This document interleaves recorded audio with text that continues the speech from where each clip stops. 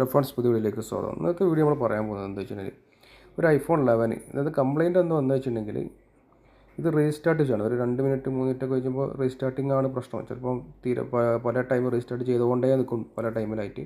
ചില ടൈമിൽ ഓൺ ആവില്ല, അങ്ങനെയൊക്കെ പ്രശ്നമായിരുന്നു. അപ്പോൾ ഇത് പുതിയ ഫോണാണ്, CLP പാക്കായിട്ട് വന്നിട്ടുണ്ടോ. അപ്പോൾ ഇത് എന്താ വെച്ചാൽ കംപ്ലയിൻറ്റ് എന്ന് പറഞ്ഞിട്ടുണ്ടെങ്കിൽ ഈ റീസ്റ്റാർട്ട് ഇഷ്യൂ ഇങ്ങനെ വരികയാണ്.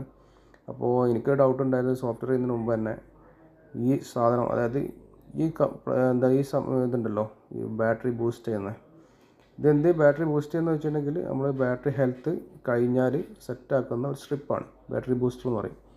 അപ്പോൾ ഈ ബാറ്ററി ബൂസ്റ്റർ വെച്ചിട്ട് ഇവർ ബാറ്ററി ഹെൽത്ത് സെറ്റാക്കിയതാണ്. ഇതിന് ഈ സ്ട്രിപ്പിന് കംപ്ലയിൻറ്റ് വന്നതുകൊണ്ടാണ് ഈ പ്രശ്നം വന്നിട്ടുണ്ടായിരുന്നത്. അപ്പോൾ ഈ 11 സീരീസ് മുതലുള്ള എല്ലാ ഫോണുകൾക്കും ഇങ്ങനെ എല്ലാവരും ചെയ്യുന്നുണ്ട്. അപ്പോൾ ബാറ്ററി റീസ്റ്റാർട്ട് ഇഷ്യൂ ഒക്കെ വരുമ്പോൾ ഫസ്റ്റ് ഒന്ന് ജസ്റ്റ് ഒന്ന് ഓപ്പൺ ആക്കി നോക്കുന്നതല്ലായിരിക്കും.